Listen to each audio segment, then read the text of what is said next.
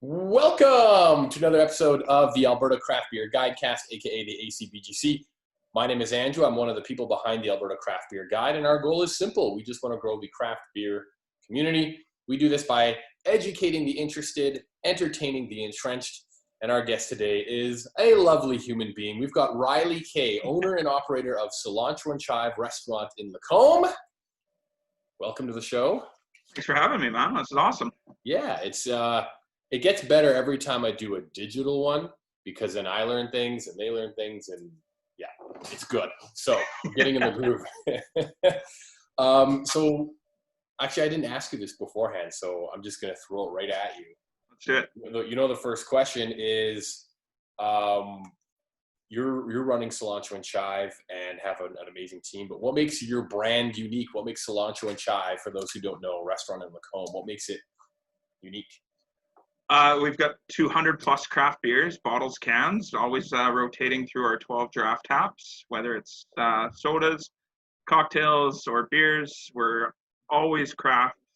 We've got a very small food menu that we switch up every 3 months. So we just like to have a bit of fun, do things a little bit differently, and we don't take ourselves too seriously and fall into the norms. So Yes. that's in a nutshell.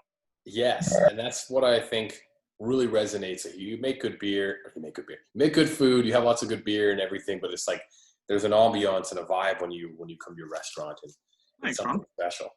A few things about it that stand out for me when I think about, your restaurant. You've been doing a Burger of the Month Club, basically, your program for the last number of years.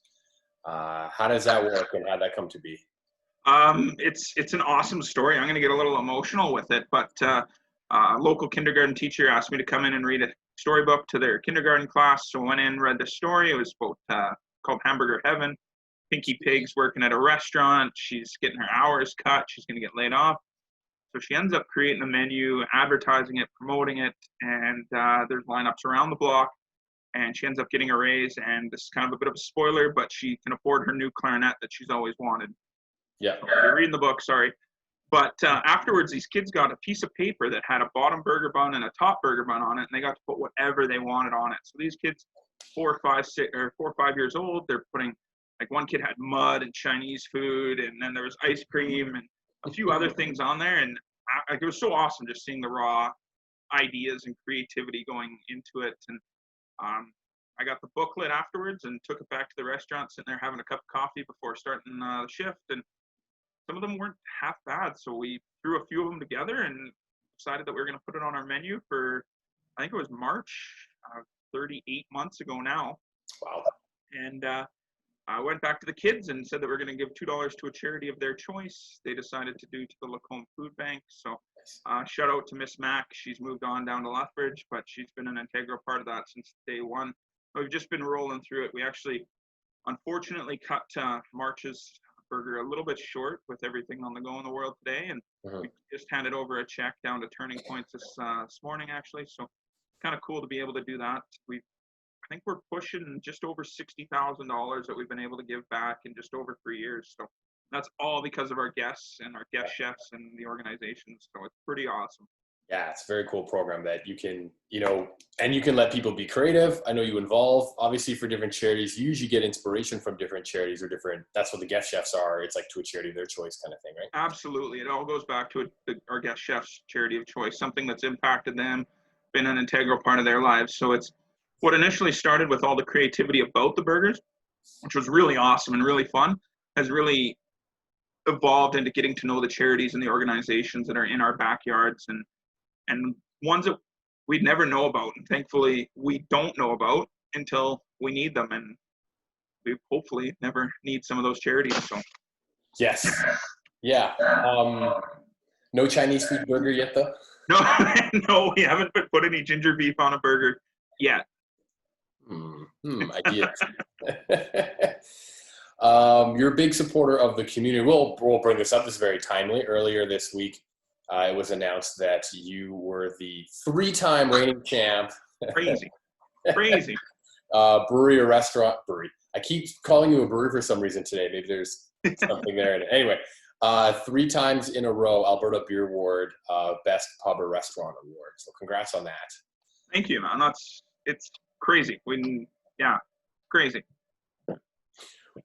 But it's really cool. Like, it's very cool. It's awesome, man. It's so awesome. And I imagine, you credit, obviously, you've got a big operation with the amount of people that you have involved when you're running your day-to-day. What's it like with a team so diverse? Like, how many employees are you at now between? Well, with Cilantro and Chive and Moe's, we have Moe's Pizza in Lacombe as well too. Just before all of this hit, I think we're pushing about 65 staff between both shops. We've got about 15 here at Moe's, so another 50 over at the Chive. But it takes a lot of time. It really does. Jason, our general manager, spends a lot of time on the back end. We have a lot of conversations about craft beer. We engage with a lot of the sales reps and the breweries directly. We did some rough calculations a while back, and we figured that it was about 50 hours a week that our entire team spends on craft beer, from posting different craft beers that we get in every week to engaging with our team and posting on our personal social media to make sure that our team is aware of it, as well as the inventory, the counting, the rotating and updating and all of that fun stuff. It takes a lot of time. Sorry, and quality control too, right? Yeah, I mean, it's tough. Yeah. Speaking of which, I realized I grabbed a beer for today to drink on the show. Nice. I imagine you've probably stocked it at some point if you recognize it from me slightly here. I wanted to drink something local to you. This is an Icarus Stout. It's the only blind man. Well, I had one other blind man beer in the fridge, but I wanted to let it age a little more. So aggressive we're drinking Thursday morning with our little matching. You can see that. Love it. Blind man logo. What are you diving into over there? I had a little. I don't know if you can see this or not. A little Red Heart English mild. Figured I'd take it a little easy on a Thursday morning, and now you're one-upping me on the Icarus. Such a tasty beer. Not a contest. Don't want to waste your drink. There's still about half in there. We might save that. I might share it with the other people in the house. But cheers, my friend. Thanks for joining me once again. Thank you. Oh, man, that beer's so good. My God. So good. And very fitting. I figured I'd throw my stouts. Sure. Go all in. So talking about beers, 200 plus beer in your cooler, which is insane. We'll get into how that came to be right away, but you do host a lot of tap takeovers. You have hosted a lot too, and I imagine more in the future when things are back to the way they used to be. What was your inspiration there? For tap takeovers, just getting great products that are being made in the province into people's hands, mouths, and having conversations. We've got such a great space that we're able to do that. I mean, when we first started, it was when we moved to Lacombe. I don't know if you want to go deep into it, but when we opened in Pinoca in 2012, we ended up having to move locations. We moved to Lacombe at the end of 2015. Yep. And we just started with 2 draft taps with a little kegerator and continuously evolved from there to the tune of putting in a big walk-in cooler downstairs, custom built, which we thought was way too big, but now we went bigger. But now we've got 12 draft taps. So we always have a soda. We always have a ginger beer from Grizzly Paw with our Moscow mules that we have on the go, and then a cocktail, and then 9 other rotating beer taps that we just, whatever we have, we throw on there. And it's pretty awesome in that regards. But for our big thing, it's just being able to create that community, being able to create that conversation, and encouraging people to try something different. Yeah, and what I love is that, typically when a brewery or a restaurant does a tap takeover, usually it's just one brewery that they feature. You've done a few themed ones, whereas like you did a Highway 16, like Folding Mountain, Bench Creek, Apex, pardon me, and Jasper. Yeah. You've also done like people tap takeovers. I know like your boy Austin from Beach House podcast did a tap takeover, which is kind of neat to see. That was fun. He had a beer that he had to get to market from Olds College. So absolutely. It's just fun to be able to have some fun times drinking some good beers and having conversations. So absolutely. We've talked about having a tap takeover too, but I mean, we set a date. We'll see if, we'll see. For those listening, I think it was supposed to be in June. I'd have to check back, but we'll make it happen. Yeah, we'll make it happen. patience. Anything great is worth waiting for. That's what we're that's what we're going for. Actually, I want to talk about the beer program, because we've had a quick conversation about this in the past. I think it'll turn into an article for one of the guides. You don't sell any macro beer. No. So when you first started, you were a catering company. Yeah. And then you wanted a brick and mortar, so you found a space in Ponoka. We were looking for a space to do catering out of, was really what we were looking for. A permanent home for our kitchen. We did an event for a friend of a friend of a friend, and it came back that they had a space in Ponoka, and it just happened to be a restaurant, and asked if we'd rent the kitchen, and we asked if we could rent the whole space. They said sure. We said shoot, and we opened a restaurant 3 months later that we weren't really anticipating opening at that time. Yeah. So, I mean, we didn't have very deep savings. I think we had $8,500, and we opened a restaurant and went at it. Wow. We started with three breweries. So we had Wild Rose, Granville, and Tree at that time, because that was back in 2012. Yep. Little pre-Alberta boom. And we've just continuously grown from there. And, you know, when you moved to Lacombe, and you obviously had more space, bigger, cooler. Yeah. Was there some pushback from people saying, like, why don't you carry local stuff, or why don't you carry macro stuff? And with the clientele in Lacombe at the time, or how? No, you know, in all honesty, Lacombe was, as a community and our guests coming from a different area, we're a little bit more receptive. I can't remember what it was. I want to say it was Skona Gold that we had in Ponoka before we left. And we had a hard time selling it because people thought it was too hoppy. And I mean, that is years ago, right? Yeah, of course. It's funny. And then we moved to Lacombe, and we did a cask with Blind Man one night, and this was early 2013, and we got to know Hans. We catered his wedding years back and got to know him, and so we had a bit of a relationship there, and we did a cask night with them, and like, no, you bring whatever you guys want. And they showed up with a double dry hopped IPA. And like, when I said anything, I meant anything but this. Like, what are you guys doing? This is going to be a huge flop. And we had some 40, 50-year-old ladies sitting at the bar just dummying pints of this. And we sold out of that cask in just under an hour and a half. And it just blew my mind. It was such a game changer to what we were doing previously. And it's just set the tone for what we're doing moving forward. Yeah. Yeah, I love it. I love it. I like flights. I've been trying to do flights of things as much as possible. As in, if obviously beer, you do flights of beer. And actually, now that I think about it, you've probably inspired some of this flight obsession. If we drink, you know, like a stout, we'll want to drink a bunch of different stouts against each other, compare styles. Yeah. If we are eating like potato chips, we can try a bunch of potato chips against each other. You do. I think people want to, you know, you really learn about something or what you really like and maybe don't like as much when you get to try a bunch of things together. You do some unique flights in your restaurant, other than beer, of course. Yeah, we have the poutine trio as well, and then we also have the Caesar flights. So it's just fun being able to try a variety of things. It's got one poutine, but I want to try 3 different ones. Why not? Like it's so ridiculous what you built in the best way possible. You know, some of the silliest things that we've done. I mean, our team is so involved in everything that we do. Like a dill pickle poutine, for example. I probably would have kiboshed that, but they ran it on a night that I wasn't there, and kind of a little bit. Biting my lip at home when I saw it posted, but it's taken off. So they've proven me wrong on a lot of things, and they challenge me on a lot of things, and I absolutely love that.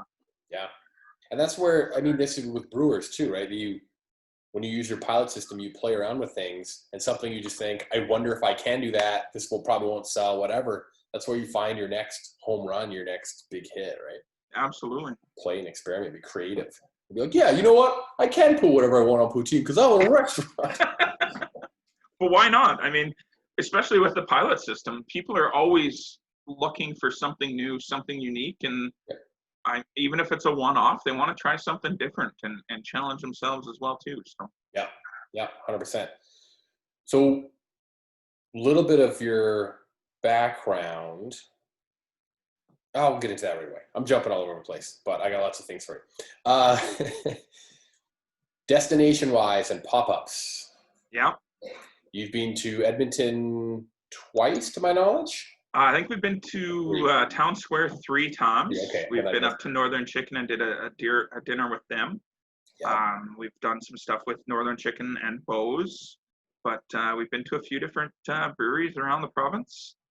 Unfortunately, we had a pop-up planned with Folding Mountain for May 2nd, but unfortunately that has been postponed. Yep. So yeah, we just have some fun. It's a lot of times it isn't about who's making money and what's going on. It's just about having a good time and being able to work together and collaborate on a few things and have a good time. Yeah. Yeah, and it's fun because you've got a lot of friends, obviously in the beer industry, but in the food industry too. And it's neat to like, hey, let's work together for a day kind of thing, right? It's what I love about the beer industry is that it's so collaborative and it's so communal, whereas the restaurant industry is a little more challenging. Yeah.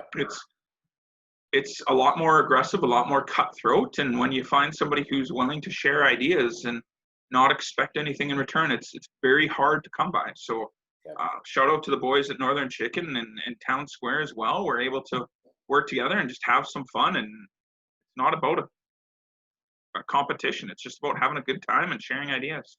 Yeah, absolutely. Put good food and good beer in people's mouths, right? And again, about having fun, like it's one of the dumbest things, but it just makes me smile so much. In your washrooms, you have all these tiny little pictures. It's like internet jokes and memes and just like relevant and irrelevant stuff. One of my favorites is one I used to always say, I learned about it in some joke book as like a child, and then me and my friend would always say it, where it's like, oh, fuck, how does it go? Windy today. No, it's Thursday. So am I. Let's get a drink. Go for a beer. Let's go for a beer, yeah. And it's just like, it's little things like that. You know, I remember when I lived in Saskatoon and I'd drive back to Edmonton to visit, or I'd go to conferences in Calgary or whatever it was. And in Lloydminster, just on the Alberta side of the Lloydminster border, there's a million gas stations and, you know, there's no real difference between them all. But there was one, I believe it was a fast gas, and in the washroom it had this cute little poem, and it talked about a smile and how it's contagious. When you smile, you get it, and then you smile to someone else, it goes around the world. This is this really cute poem. And it became this tradition that when I'm driving back, I'd visit that one. So when you're like, use the washroom, you can read this amazing little poem. It's just like a cute little spark for the day. I think more people need, you know, extra little things like that, some extra love and reminders that life is great and life is good, you know? There's a lot of negativity in the world, and there's a lot of doom and gloom, and unfortunately that's what sells. So just having a little piece of sunshine in your life is a good thing. So yeah, I love it. I'll have to stop at every fast gas between here and Saskatchewan the next time I'm through. And I think it was just the one. It was just the one location. I'll find out and make sure it was a fast gas. I actually want to look that up now. That's so funny. But next time you're on your way, that's just like my Lloyd spot. And I'm like, oh, cute little poem, so much fun. And I heard an old guy say that same poem on TikTok the other day, and it was just like gorgeous, just gorgeous. Was it in Sharpie on the wall, or was it? You know what? It was just like printed on a piece of paper, just simple, like no design at all, just like typed out in paper, but in a little frame, just like the only thing hanging in this little bathroom. It's so stupid, but it was so great. Let's move into one of my favorite questions. I ask everyone. How did you get into good beer? What were some of the moments and experiences, even some of the beers and the brands at the time that switched you over, or what was it like, or where were you at? And oh man, I don't even know what the tipping point was by any stretch. Like, I grew up down in southern Alberta, so me and my wife, before kids and before the business, we'd drive down and go hit Montana and go cruise a few different breweries throughout there. And we're always very, very envious of the culture that they had down there and the liberal nature that they had around craft beer, and how could we get that up in Alberta? And I mean, with the boom up here, it's just exploded, and it's been awesome to be able to get that fresh quality beer quickly. So I think Montana has really been my gateway to craft beer, but I mean, with Blind Man being so close and the beers that they've been pumping out, I haven't had a need to reach for a macro in a while. Yeah. What were some of the early Montana breweries or beer that stood out for you, or maybe that still stand out for you? Oh man, in all honesty, it was so long ago, but to me, it's an appreciation about each brewery, what they're doing, the space that they have, and translating that into Alberta. And every brewery, every person that's behind the brewery puts their time and attention into different things, and it's really awesome to see that individual nature come out. The beer can be great, the tap room can be horrible, but the tap room can be awesome and the beer be mediocre. But it's so interesting to be able to see what each person, each brewery is putting their time and attention into. Yeah. And I think you're fortunate enough to be in a position that the brewery in your town is kind of hitting it everywhere as far as knocking it out of the park. Their home runs, right? But I love that every tap room is a conversation, and everybody is creating that communal hub to be able to have those conversations. Yeah. I grew up down in southern Alberta, and Old Man Brewing. I mean, they're brewing some really good beers. They're not brewing annex or cabin style beers by any stretch, but they're good quality beers. But every time you go into that brewery, the tap room has been packed. It's at like a town. They're in Lumbrick, a town of 50 people. And it's like an hour west of Lethbridge? Or no, not quite that far. Yeah, about that. Yeah. But they're just absolutely rammed. A stronghold in Fort Macleod too. I have so much respect for some of those small town breweries that are just that community hub. Yeah, Ailey and Tom are killing it in Stronghold. I think everyone needs to go, when this shit's back to normal, like make a road trip to both. Lundrick's beautiful too. Like you're at the base of the mountains. It's absolutely gorgeous.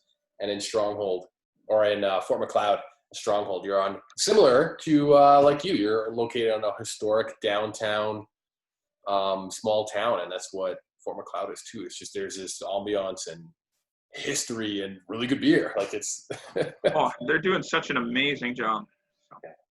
I love it. So you opened in Lacombe in 2015. Yep. And according to my thoughts, Blind Man opened. They would be celebrating 5 years in 2020, so they would have opened the same year. Yeah, they opened a month or so, 2 months before we opened in Lacombe. So you must have been already working on the restaurant space before you opened then? Actually, we ended up finding out about the space we're currently in because Blind Man looked at it. We didn't even know that space was up for lease or for sale. Yeah. And Blind Man had looked at the building that we're in, but just wouldn't work for them. And thankfully, it didn't work for them because they would have outgrown it by leaps and bounds. Yes. Speaking of your location, it was formerly a bus depot. Yeah. It's been a lot of things over the years. It was built in 1920 something, I think, is when it was built. It's been a mercantile shop, bus depot, bike shop, model train store, dress shop. Been quite a few things over the years. So. And I mean, and you've expanded as much as you can, I think. As far as like, have we? You just keep pushing more stuff into the space. That's expansion, right?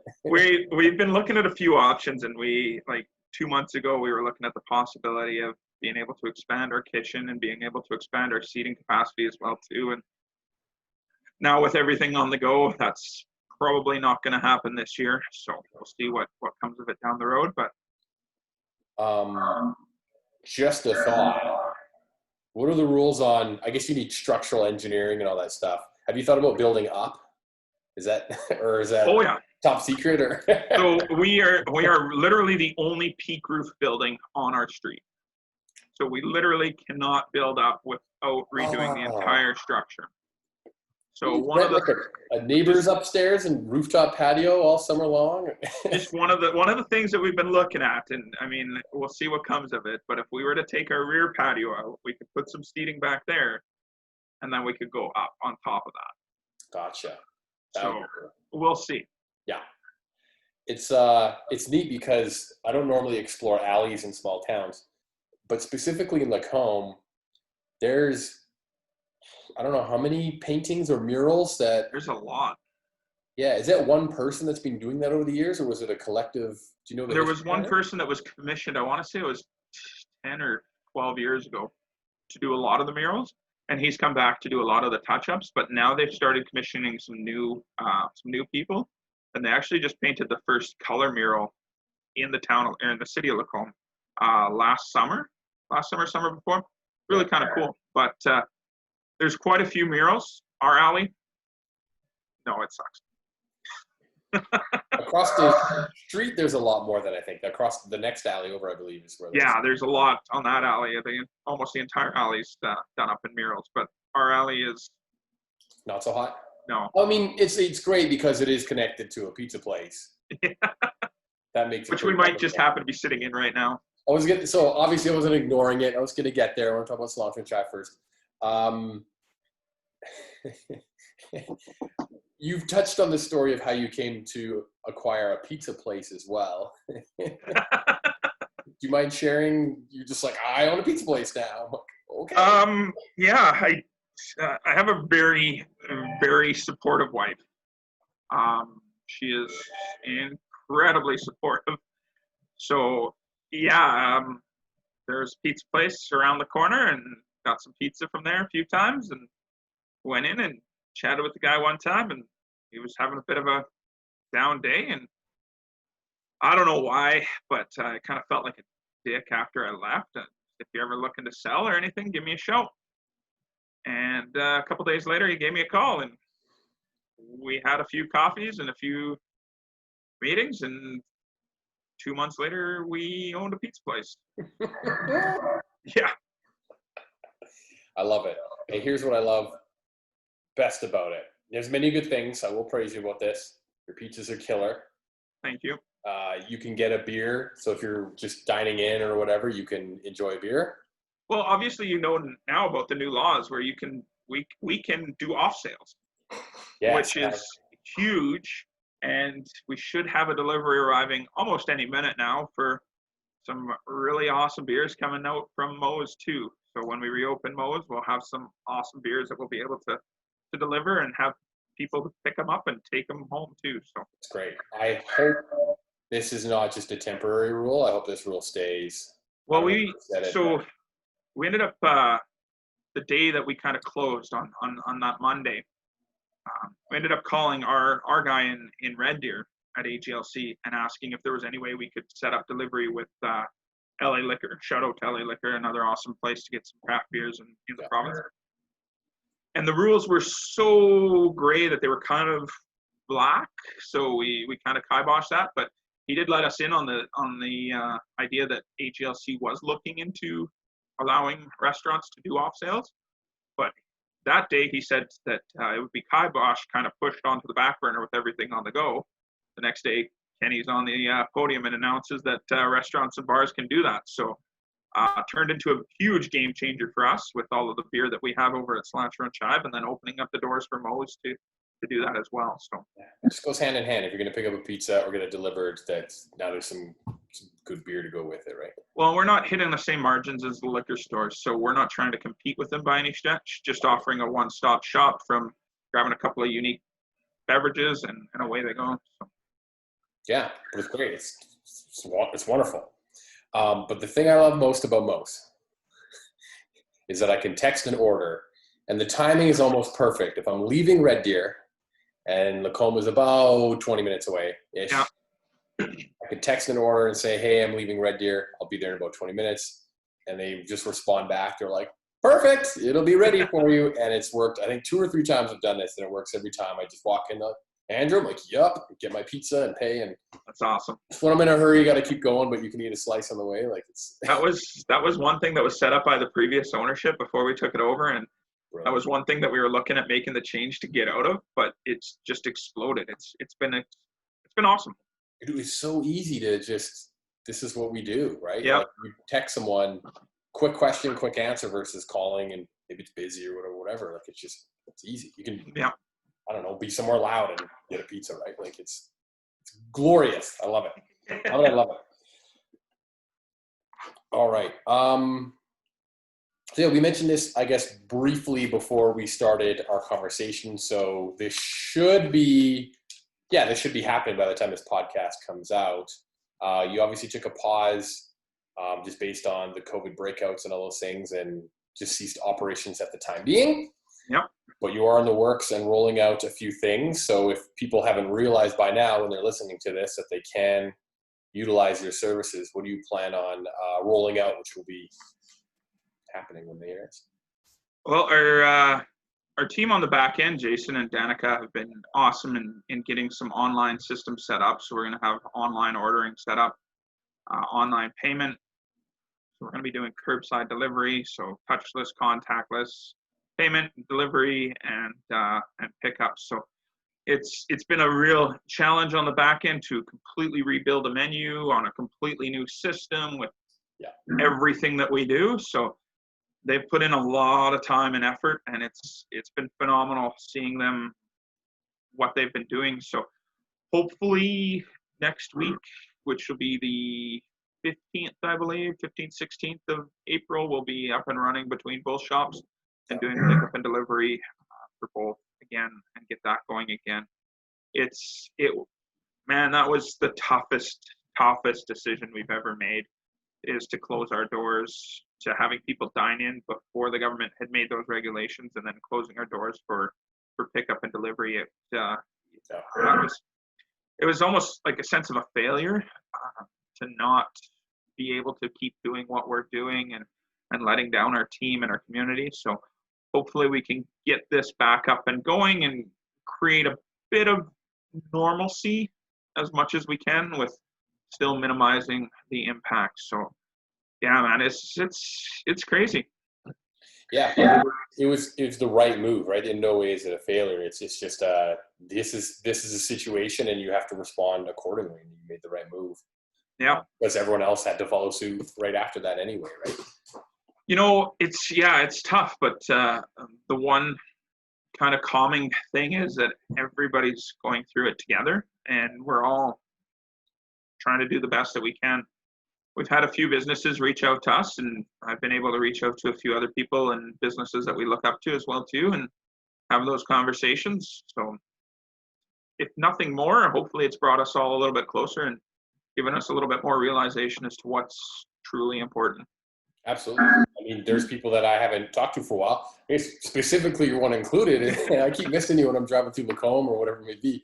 And no, it's great that it's an opportunity to almost reset, to take a step back, to look at what you love, what you don't love, how to make things better, how to adapt to, new challenges. And that's exactly what everyone's going through, and utilize things like Zoom or whatever conference calls and do podcasts and have conversations. And, the difficulty is that not everybody's going to make it through it. Not every business is going to make it through it. And I really hope that all the breweries make it through it as well too. I mean, that's Sturgeon and Past Brewing opening up in the midst of all of this.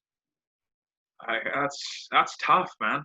So we've been talking to Sturgeon about doing a tap takeover for months, I guess, years now. But when they launch, and it kind of gets pushed onto the back burner. And Past Brewco as well too. I mean, they had a whole restaurant set up that they've had to reevaluate and readdress. So there's some businesses and some people that are in really tough positions. So hopefully they all make it through it.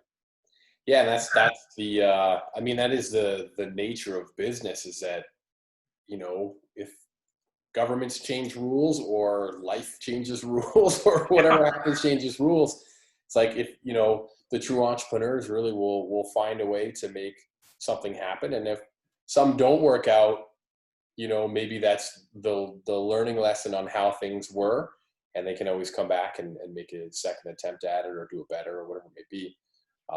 We're having our conversations with all of our people involved in our beer guide to make sure that we still have a place that we can put the book, because some places aren't open. So we need to shift distribution and things like that too. But I think if you focus on what you can control and what you can do, you'll typically find a way to make things work out for everyone. Hopefully. Switch it up before I dive into my last question. Man, time flies. My God. With your stuff coming back online right away, with pizzas, with certain dishes, with certain food, I imagine there's a few customer favorites that people have been bugging you about online. They're like, I can't wait for duck wings or whatever. What are some of the things that you keep hearing again and again that people are just dying over not having? It's crazy. With Cilantro and Chive, we change up the menu every 3 months. So every menu change, we're always taking somebody's favorite thing away. So, the poutines, people are just jacked to be able to get those back.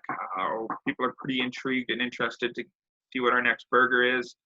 And there isn't one thing. It's everything that people are excited. And we're so blown away by the support that we get at Cilantro, by the excitement and the passion that people have. And even when we were doing pickup and takeout or pickup and delivery, we had people that were guests driving through, and that was their first time, and they were so excited to be able to try Cilantro and Chive for the very first time, and they just needed to get a fix. And it's really, really quite humbling from that side to see the lengths that people go through and how excited it is. It's, for us in the initial stages, it was always about the food and the drinks, and now it's evolved to be so much more than that, to be the community hub, to be sought after as a destination, and to be able to provide for our team and our community is something we don't take lightly by any stretch. So to answer your question, people are just jacked to get us back up and running. So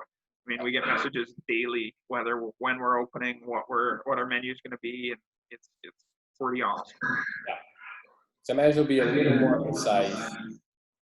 Yeah, it'll definitely be streamlined, so things that can definitely be held and transported a little bit easier. Try and streamline it so the kitchen can execute it on a high level as well. And it's a lot of work. And your favorites? Is there anything that you would, your team would cook up, or you would cook up in the kitchen that maybe you haven't had for a while that you're like, man, I really wish I could? I don't want to take the easy road out, but absolutely everything that we've had on our menu lately, our team has just been absolutely crushing. So from a perspective, I'm a little bit of a chubbier guy, man. I love it all. I really do. I love seeing our team, hearing them in the back, their passion, their excitement, their drive, the creations that they come up with. I'm really excited to just be able to get back into what new normal we can. Yeah. And then I got to ask, because I'm curious for myself. Obviously, Edmonton is where I am now. It's a little far from Lacombe. Are you guys just doing Lacombe delivery? Do you have a bit of a radius? What's the... Yeah, we're just trying to keep it as central as possible. Try and get up to Edmonton. The quality of the food after an hour drive, it's just not quite there. No.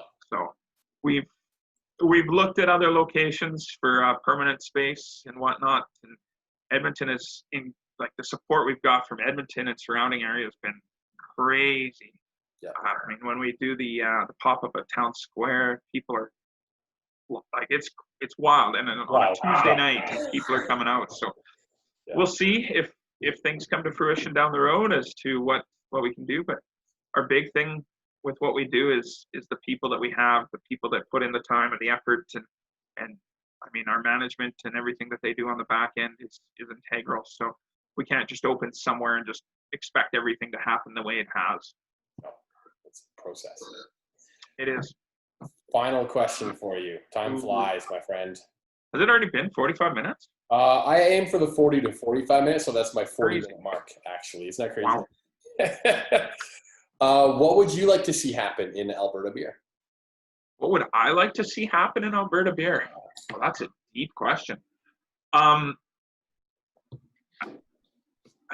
don't know what I'd like to see happen, but what I love seeing happen is the collaboration the community that's involved and just their passion and their drive. I would really like to see some more smaller breweries opening up, the Red Hearts, the Strongholds, that are just servicing their immediate area and being that communal hub. But obviously that community has to support them as well too. So I really enjoy seeing where things are going.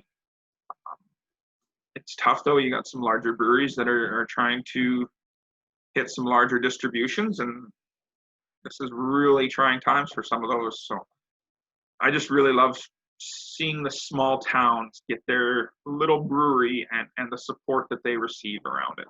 Absolutely.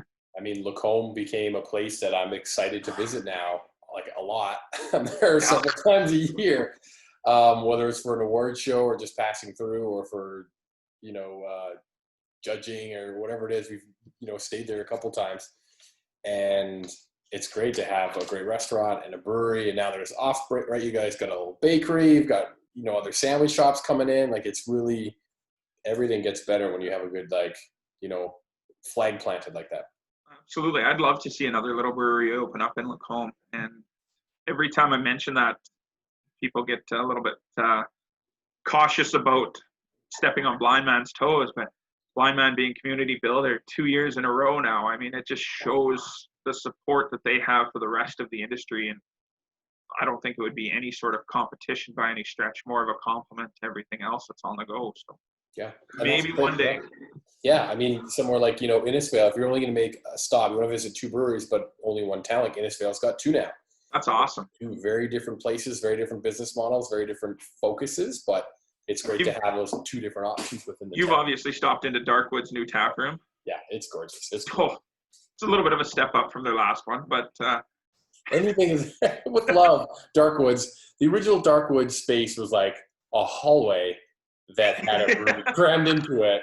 It was like a wood door you would open, and that the fridge was behind there, and you could buy growlers and bottles. A pallet walkway up to it at the back door. Yeah, and now it's gorgeous. They're roasting their own coffee, obviously bring their own beer. They've got, a short food menu, and it's just this beautiful space.